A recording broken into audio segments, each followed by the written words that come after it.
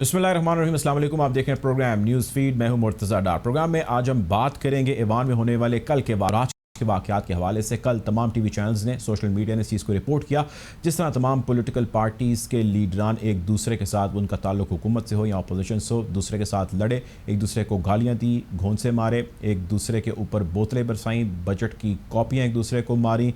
जिसके हाथ जो चीज़ आई उसने वहाँ पर उठाई और उठाकर एक दूसरे को मारी। ख़वातीन की मौजूदगी के अंदर इस किस्म के वाक़यात हुए। मलिका बुखारी पाकिस्तान तहरीक इंसाफ से उनका ताल्लुक है। कभी वो ज़ख्मी हुई तो कभी किसी और शख्स को ज़ख्मी हालत में हमने सामने देखा, जो यकीनन इस चीज़ का क्लेम कर रहा था और ब्लेम कर रहा था कि उसके ऊपर हमला आवर हुए हैं बहुत सारे लोग। इस सारे असना के अंदर स्पीकर कौमी असम्बली ने सारी चीज़ को बड़ा सख्ती से नोट किया, आड़े हाथों लिया। 7 मेंबरान असम्बली के ऊपर पाबंदी लगा दी गई। ताहुक्म सानी कहा गया कि जी इनका दाखिला मना है, असम्बली के अंदर ये लोग नहीं आ सके। 3 का ताल्लुक PTI से है, 3 का पाकिस्तान मुस्लिम लीग नून से और 1 का ताल्लुक पाकिस्तान पीपल्स पार्टी से है। एक साहब जिनका ताल्लुक पाकिस्तान मुस्लिम लीग नून से है, शेख रुहेल असगर, उनका ख्याल ये है कि गालियाँ पंजाब का कल्चर है। ये सारा मामला है क्या, इस पर बात करेंगे और जानने की कोशिश करेंगे इन तमाम हक़ाइक़ को। गुफ्तगू का बाकायदा आगाज़ करने से कबल एक मुख्तसर सी ब्रेक है, ब्रेक के जाने पड़ेंगे।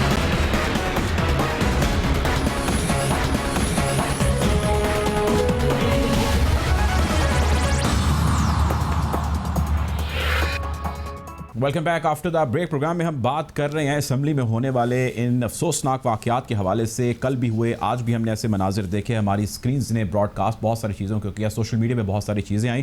प्रोग्राम में हमें ज्वाइन कर रहे हैं आदिल शाहजेब, जर्नलिस्ट हैं, एनालिस्ट हैं। Welcome to the show. Adil, क्या कॉमेंट करेंगे आपने ऐसे बहुत सारे पॉलिटिशियंस को अपने प्रोग्राम में भी इन्वाइट किया, बहुत सारे जिनको आप ज़ाती तौर पर भी जानते हैं, और एक लंबे अरसे से आप रिपोर्ट कर रहे हैं और सारे के ऊपर बहस मुबासा कर रहे हैं, लोगों को जानते हैं, सहाफ़त भी किया है। क्या एनालिसिस है आपका सारी सिचुएशन पे? क्या मैसेज जा रहा है, क्या हो रहा है?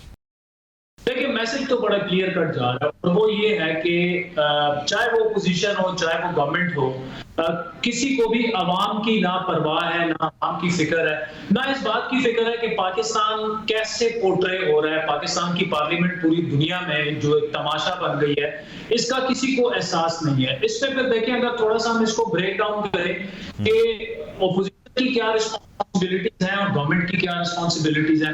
ऑपोजिशन की रिस्पॉन्सिबिलिटी ये है कि जो भी प्रेशर हो, जिस तरह के भी गवर्नमेंट टैक्टिक्स यूज करे, कम से कम इनको थोड़ा सा गुजारा करते हुए और असल इश्यूज पर अपनी को मरकूज रखना चाहिए। वो नहीं हो रहा ऑपोजिशन की जानिब से, टिट फॉर टैट, मतलब अगर वो आवाजें कसते हैं, ये आवाजें कसते हैं, साथ में फिर अगर गवर्नमेंट की बात की जाए, जो एक्चुअल जो सेंस ऑफ रिस्पॉन्सिबिलिटी है वो हमें गवर्नमेंट में नजर नहीं आ रही। क्योंकि ईवान को चलाना, मुल्क को चलाना, मुल्क की अहम इश्यूज पर और मामलात को एक कंसेंसस पैदा करना, इसमें ज्यादा रिस्पॉन्सिबिलिटी जो है वो गवर्नमेंट की बनती है, जो हमें दूर दूर तक कहीं नहीं नजर आ रही। फिर इस पे तीसरा जो है, जो स्पीकर साहब का किरदार जिस तरह से होना चाहिए, अब तो उन्होंने चले 6 लोगों की कमेटी बनाने का कह दिया है, या 6-7 लोगों को, जिसमें नून लीग के MNA भी शामिल है, PTI के भी शामिल है, उन्होंने ईवान में आने पर पाबंदी लगा दी है। लेकिन ये सोल्यूशन नहीं है।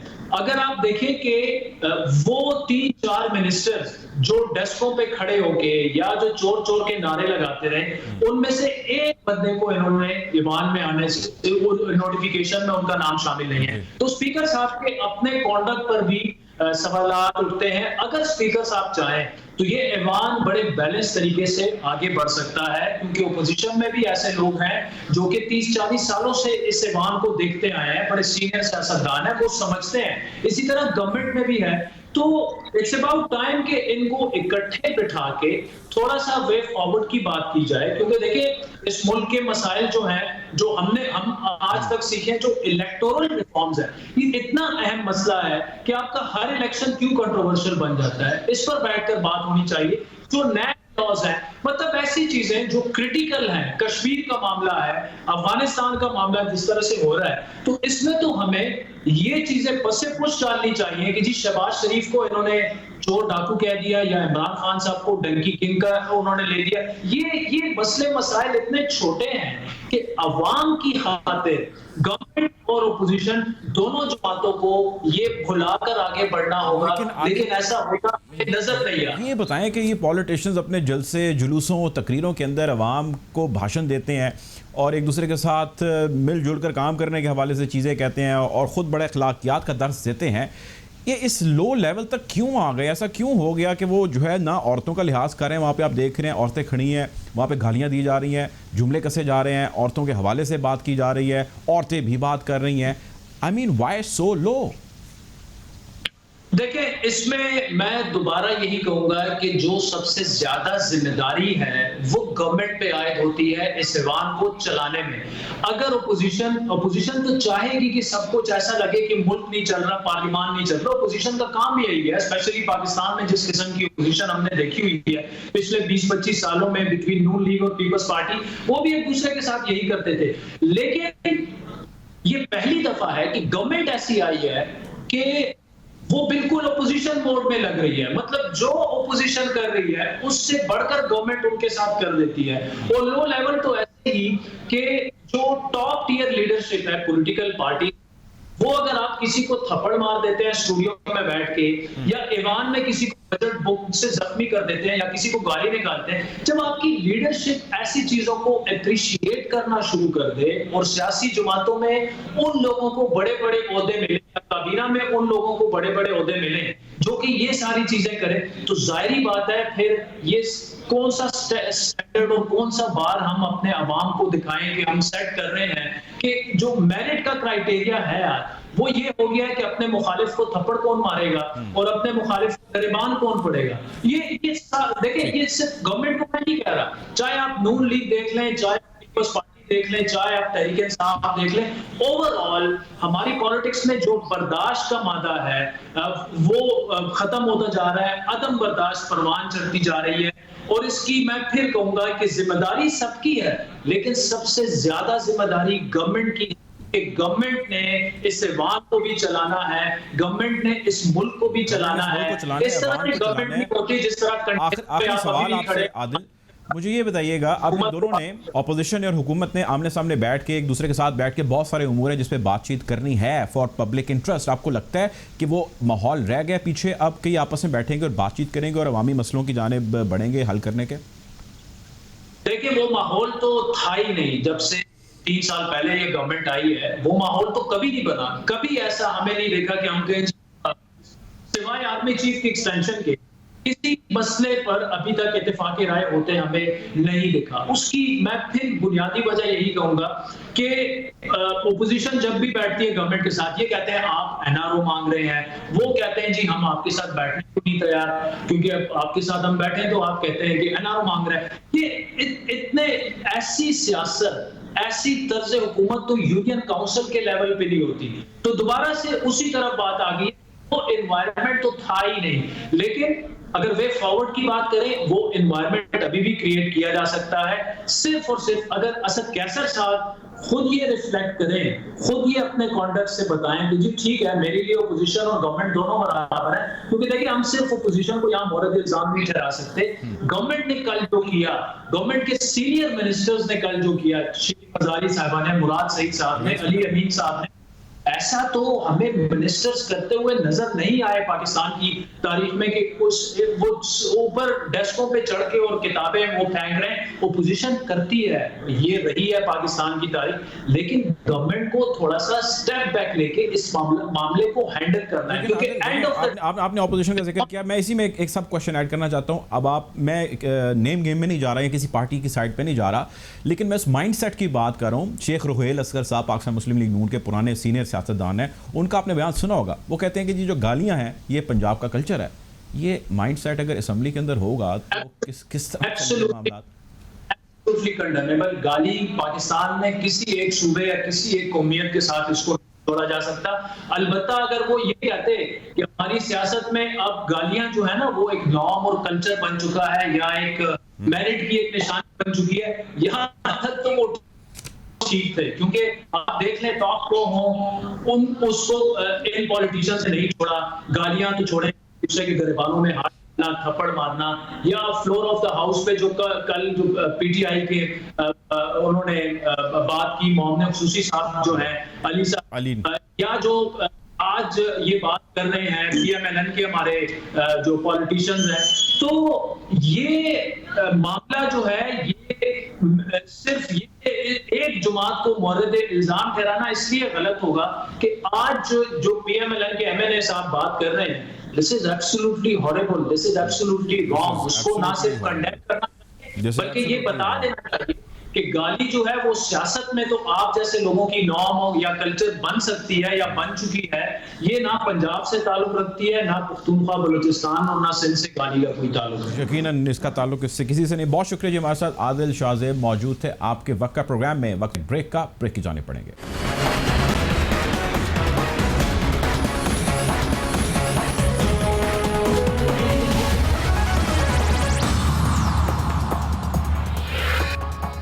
Welcome back after the break. Program में हम बात करें असेंबली में होने वाले शोर शराबे, लड़ाई, गालियां और ना जाने क्या क्या किन चीज़ों का जो है और किस ज़ुबान का इस्तेमाल किया, उस हवाले से हमें ज्वाइन करें अमीर अब्बास साहब, जर्नलिस्ट हैं, एनालिस्ट हैं। वेलकम टू द शो अमीर साहब। अमीर साहब, ये क्या चल रहा है? ईवान अब मज़ीद ऑपरेशनल रहेगा, नहीं रहेगा? ये हुआ क्या सारा? बहुत शुक्रिया मुर्तजा साहब। देखें, जो थोड़ा बहुत भरम बाकी था इस सिस्टम का, जो थोड़ा बहुत भरम बाकी था, ये जो मुकद्दस हैवान, पता नहीं ये कहां से मुकद्दस इन्होंने बना दिए हैं। इन मुकद्दस हैवानों का जो थोड़ी बहुत इज्जत बची थी, वो इज्जत खुद इस मुकद्दस, ये नाम नेहाद ढकोसला, ये जो इनकी तकदीस का छोड़ा हुआ था इन्होंने, जो खुद कल इन्होंने सरे बाजार नंगा करके उसको जूते मारे हैं इन्होंने अपनी इज्जत को। हम अगर पार्लियामेंट से बाहर बैठ के हम अगर पार्लियामेंट पर तनकीद करते थे, ये हमारे होंठ छीन लेते थे। हम अगर पार्लियामेंट से बाहर बैठकर सवाल करते थे कि 2015 के रिकॉर्ड के मुताबिक एक इजलास पर 95 लाख रुपए से ज्यादा खर्च होते। हम सवाल करते थे कि ये 95 लाख रुपए जो खर्च करते हो, ये हलाल क्यों नहीं करते हो बैठ के? हमें कहते थे तुम हमारी तकदीस पर सवाल उठा रहे हो। हम अगर बाहर बैठ के बात करते थे कि तुम्हारा कोरम पूरा नहीं होता है, हमें कहते थे तुम हमारे इस मुकद्दस हैवान पर सवाल उठा रहे हो। हत्ता कि ये एक कानून बनाने के चक्कर में भी थे इस मुकद्दस हैवान में बैठने वाले शगुफे, कि जिस तरह जुडिशरी की तौहीन नहीं हो सकती, जिस तरह फौज पे बात नहीं की जा सकती, इसी तरह इस मुकद्दस पार्लियामेंट की भी तौहीन नहीं की जा सकती। ये कल देख लिया इन्होंने, इसकी तकदीस का जो जनाजा इन्होंने निकाला। कुछ शर्म आनी चाहिए इन लोगों को। फिर ढिठाई से, अच्छा ये तो बात ही नॉनसेंस है, ये तो स्टूपिड किस्म का सवाल बनता है जो लोग कर रहे हैं कि फलाने पहले कर दिया, फलाने पहले कर दिया। भाई बर्दाश्त किसका नाम है? अगर मैं किसी के साथ ज्यादती करूं सड़क पे खड़े होकर, क्या पाकिस्तान का कानून, लॉ ऑफ लैंड इजाजत देता है कि वो आगे से मेरे ऊपर फायर मार दे? इस जवाब की बुनियाद पर कि इसने मुझसे पहल की?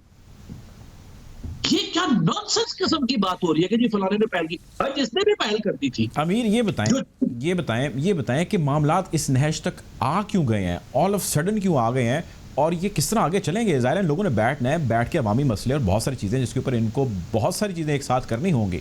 सो जिस किस्म की फ्रिक्शन यहाँ पर आई है वो क्यों आई है और आगे कैसे मामलात बढ़ेंगे? देखिए मुर्तजा, ये ऑल ऑफ द सडन नहीं हुआ, ये अचानक नहीं हुआ, ये ग्रेजुअली हो रहा था।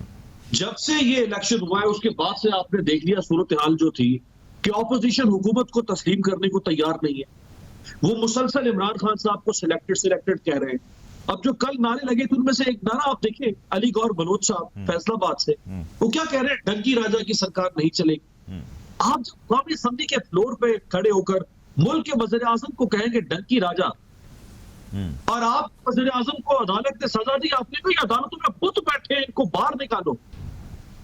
आप वज़ीर आज़म को कहे डंकी राजा। कुछ दिन पहले बिलावल भुट्टो सरदारी ने इसी कौमी असम्बली के फ्लोर पर खड़े होकर, जब मरियम नवाज शरीफ को नैब ने गिरफ्तार किया था, तो उसी शाम बिलावल साहब ने फर्द जज्बात में गुस्से में आकर प्राइम मिनिस्टर इमरान खान को बेगैरत कहा था। ये तारीख है पूरे 3 साल की बाबा। ये बर्दाश्त नहीं, दोनों एक दूसरे को बर्दाश्त नहीं कर रहे। ना हुकूमत किसी सूरत में शहबाज शरीफ और बिलावल को बर्दाश्त करने को तैयार है। वो चाहते हैं कि हाँ भाई ये जिंदा क्यों है, ये तो जिंदा ही नहीं होने चाहिए थे ये।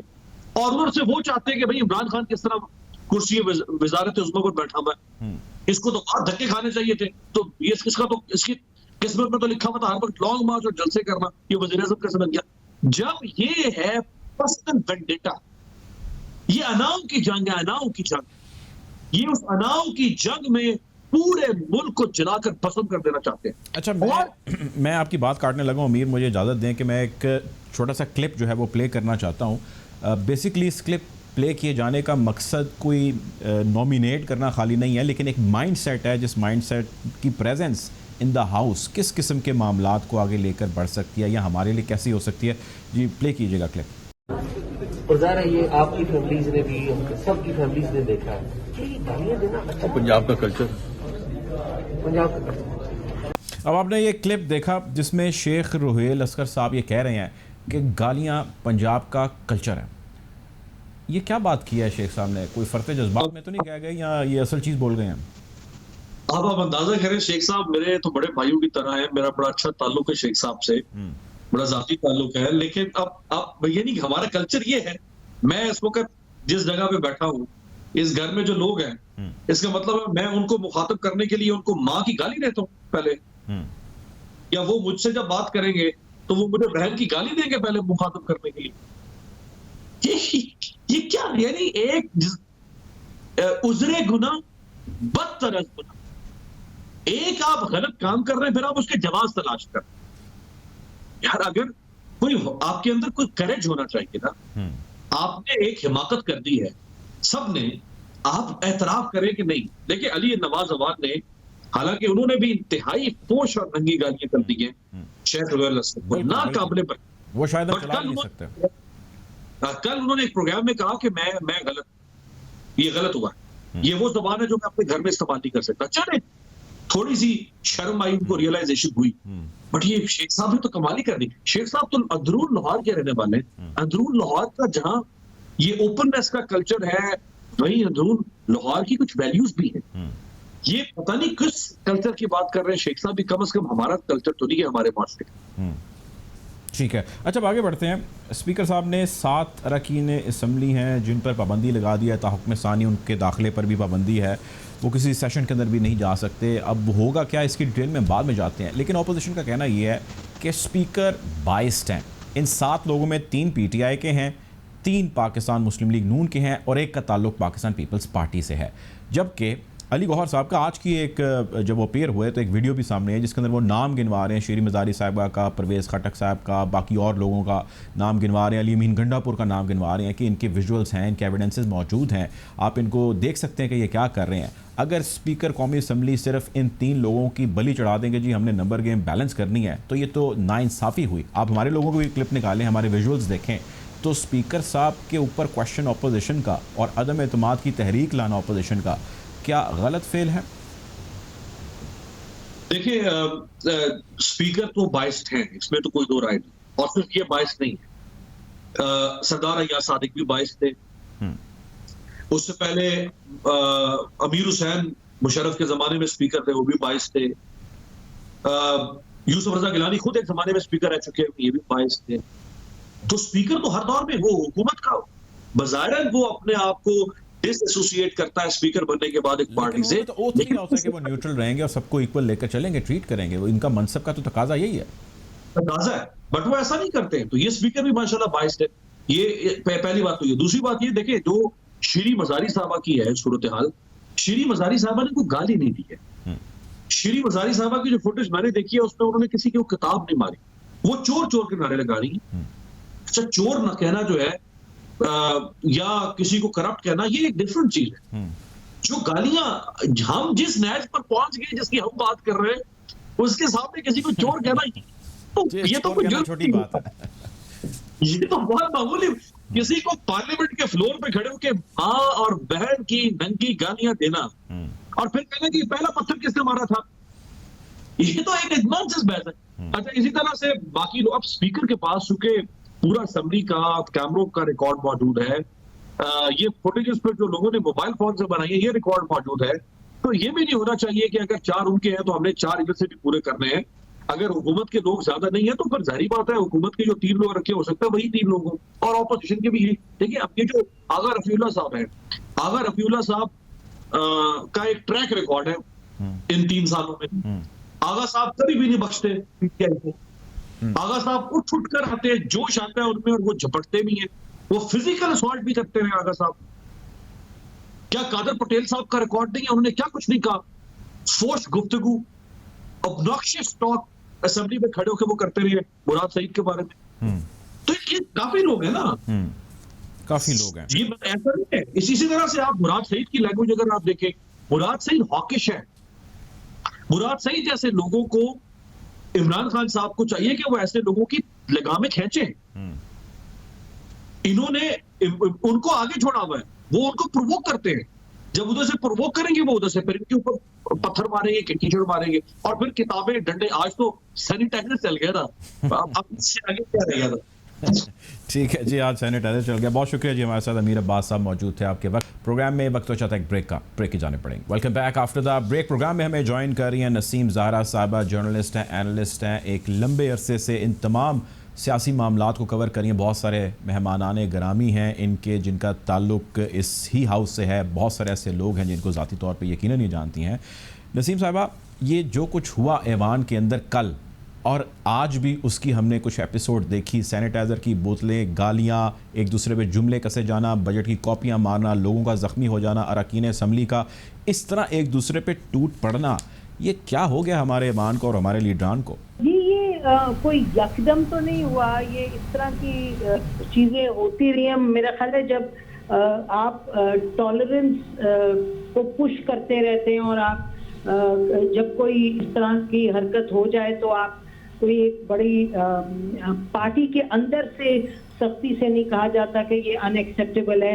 आज तो सोने पे सुहागा जो अगर बात ये हुई है, मैं ये फिर कहती हूँ अगर हुई है, क्योंकि मैंने खुद जाती तौर पे नहीं सुना लेकिन चैनल्स बहुत ये कह रहे थे कि उनसे जब पूछा गया रोहेल असद साहब से कि जो गाली पता नहीं गाली दी गई तो उन्होंने कहा उससे सवाल ही किया गया कि ये जो कुछ हुआ ये क्या हुआ, उन्होंने उसका जवाब ये दिया कि ये पंजाब का कल्चर है गाली। अच्छा, तो अब आप मुझे बताएं कि इसके बाद आप मुझसे क्या सवाल कर रहे हैं? अगर एक ये सोच है ऐसी और एक तरफ सोच है और दूसरी तरफ आपके सियासी अहदाफ ऐसे हों कि आज हमने ये नहीं करने देना, कल हमने वो नहीं करने देना, ठीक है, आप सियासत में ये होता है, मुकाबले होते हैं, जरूर सब कुछ होता है, लेकिन किसी हदूद के दरमियान कोई कवायद और हदूद होते हैं जिसको आप जहन में रखते हैं। तो मेरा ख्याल है कि देखिए ये जो बातें एट वन लेवल ये बिल्कुल एकेडमिक लगती हैं, क्योंकि ये जो तमाम यानी कि एक तूफान बदतमीजी है उसका कोई कीमत नहीं किसी को अदा करनी पड़ती। सवाल ये है कि जब इंसान की फितरत ये है कि जब उसको कोई कीमत अदा करनी पड़े तो फिर उसको फिर वो मतलब कि अल्लाह ने भी 5 वक्त नमाज रखी है ना, अगर आप बिलीव करते हैं तो कम से कम कि आप अपने हद में रहें। अगर यहाँ आपको शाबाशी मिले, अगर आप इस तरह वो आपने देखा ये मतलब कि फिरदौस आशिक कवान साहबा ने उस दिन वो जो और अगर उन साहब ने उनको कोई गाली बकी तो वो भी गलत, इन्होंने जो किया वो भी गलत। उसके बाद फिर यही रोहेल असगर साहब ने स्टेज पे खड़े होकर गाली एक दे दी प्राइम मिनिस्टर को।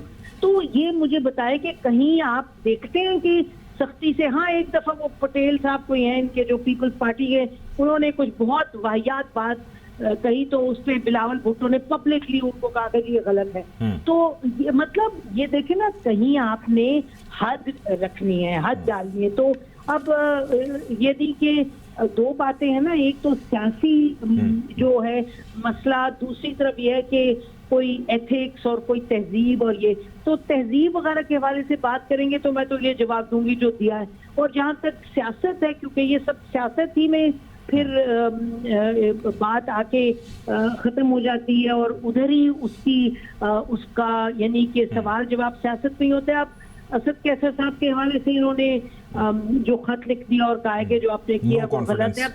हाँ, नो कॉन्फिडेंस, अभी नो कॉन्फिडेंस पे गए नहीं वो, लेकिन आज हमारे साथ लोग थे प्रोग्राम में तो इनके पार्लियामेंटेरियंस थे, वो कह रहे थे कि अब हमने उनको खत लिखा है, अब हम उनके खत का जो हमने खत लिखा उसका जवाब का इंतजार करेंगे, लेकिन हम चाहते हैं कि नो कॉन्फिडेंस मोशन के खिलाफ आ जाए। इन्होंने 7 लोगों को ये कहते हैं कि पाबंदी लगाई है, एंटर होने से मना किया। नहीं, आई नो ये इनकी पोजीशन है। देखिए इस वक्त this is what the opposition position है। तो अब देखते हैं कि आगे जाके ये किस तरह से कौन इसको किस तरह संभालता है। असद कैसर साहब को जाके प्राइम मिनिस्टर को नहीं मिलना चाहिए था। असद कैसर साहब is an autonomous person, custodian of the house, उनको प्राइम मिनिस्टर के पास नहीं जाना चाहिए था। ये बात देखिए ना, और ये वैसी आपको याद है जब ये क्या नाम है इनका, अयाज सादिक साहब थे 2016 में, जी, जी। उनके पास 8 गए थे रेफरेंसेस, 4 गए थे उनके प्राइम मिनिस्टर के खिलाफ, 4 गए थे उस वक्त इमरान खान साहब अपोजिशन में थे। इन्होंने चारों इमरान खान साहब के भेज दिया आगे इलेक्शन कमीशन को, और जो अपने प्राइम मिनिस्टर के थे वो उन्होंने अपने पास रखे। तो उस वक्त भी सबने कहा कि ये क्या बात है, ये तो गलत है। तो मेरा कहने का मकसद कि ये भी चीजें जहन में रखी लेकिन हैं। ये तो मनसब का तकाजा है ना नसीम ज़ारा साहबा के बिल्कुल उसको सबके लिए इक्वल होना चाहिए। स्पीकर इस चीज का ओथ लेता है। मंतक को छोड़े, नहीं ये मंतक नहीं है, मंतक तो आपका और होगा, मेरा और होगा, सब होगा। लेकिन ये देखिए ना, custodian of the house, this is a constitutional responsibility and this is a constitutional expectation and these are constitutional parameters that must be followed. So somebody has to, somewhere there has to be a group in the society जो कि दो इन तमाम जमातों से हट करके कहे कि जी ये तरीकाकार है, नहीं तो the fathers of our constitution and of this nation ये तो फिर छोड़ दे बातें, ये दंगा फसाद जैसे आप दंगल देखते हैं अखाड़े में, वैसे आप पार्लियामेंट में देखेंगे। तो इस पे बात करने की जरूरत है और इनको समझने की जरूरत है। अच्छा नसीम ज़ारा, एक क्वेश्चन या एक स्कूल ऑफ थॉट ये भी पाया जाता है कि इस सारे मामले के अंदर ऑपोजिशन का कहना ये भी है कि हुकूमत का रोल ज़्यादा अहम है, उन्हें बुर्दबारी का रोल प्ले करना चाहिए, उनको फोर फ्रंट पे आना चाहिए, सब्र तहम्मुल बर्दाश्त उनके अंदर ज़्यादा होनी चाहिए because they are in the power. लेकिन हमने जो मनाजिर देखे, जो हमने फुटेजेस देखी, उसमें ना ऑपोजिशन पीछे रही है और ना ही हुकूमत पीछे रही है। यूँ लग रहा था जैसे हुकूमत खुद इनिशिएटिव ले रही है। नहीं लग तो नहीं ना, ये तो कोई इंटरप्रिटेशन की बात तो नहीं है। आपने सुना था इंफॉर्मेशन मिनिस्टर फवाद चौधरी साहब ने क्या कहा था, उन्होंने कहा था कि जी make no mistake, there will be tit for tat, हम नहीं बोलने देंगे, ऐसे ही था ना। मतलब उन्होंने तो ऐसे तो नहीं छोड़ा आपके या मेरे उस पे, तो वो सीटियां डाल के लाए थे ना, विसल्स डाल के अपने थैले में, जिसने भी लाए थे और बांटे थे, और सब ministers were very much part of the thing. Protest तो ठीक है, लेकिन प्रोटेस्ट का नेचर क्या सवाल है ना। आपने देखा था जब ये पीएमएलएन की खवातीन खड़ी हुई थी लेके पोस्टर, जब फाइनेंस मिनिस्टर बोल रहे थे, तो वो तो बड़ा, आई हैव टू से दिस, वो बड़ा डरावना सीन था। जिस तरह से वो पीटीआई की कुछ खवातीन, कुछ तो बहुत इनमें बड़ी सुलझी हुई हैं, कुछ जो गई और इस तरह अग्रेसिवली आप दिखाएं अपने नाज़रीन को, जिस तरह अग्रेसिवली लग रहा था, और फिर छेनी भी उन्होंने उनके पोस्टर्स, तो सब तरफ गलत है, ये सब गलत है। और ये मैं नहीं मानती कि ये बात ठीक है, हुकूमत की ज्यादा जिम्मेदारी है, लेकिन ऑपोजिशन भी बहरहाल, ये तो अगर आप मुझे कहें जी हुकूमत गाली ना दे तो ऑपोजिशन के 3 लोग गंदी गंदी गालियां बके और वो ठीक है, बिल्कुल नहीं, दैट इज इक्वली रॉन्ग। लेकिन हुकूमत के लोग जी स्पीकर जो वो ऑपोजिशन लीडर है उसको फेंके, उनके ऊपर किताबें और हम पे जी वाह वाह, तो ये इतना पार्टिजन हो गया है, इतना डिवाइडेड माशरा हो गया है कि कोई सही और गलत की बात ही नहीं, कौन किसके साइड पे बात ये बन जाती है, और ये गलत है।